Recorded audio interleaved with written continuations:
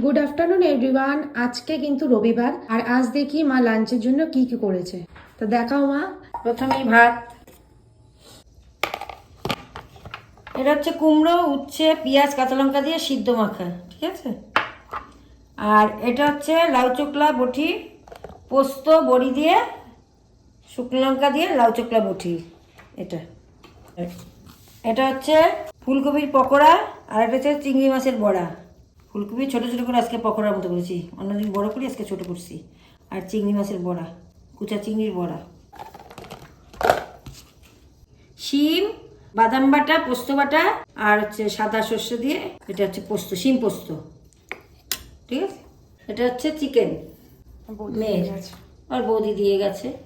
আর এটা হচ্ছে কাঁচা টমেটো দিয়ে মসুর ডাল, এই কাঁচা টমেটো দিয়ে মসুর ডাল। আর এটা হচ্ছে পিঠাটা একটু পিঠা, দুধ চিটাই করেছিলাম কালকে, ভাতের খাবারের পাতে খায়। টাটা।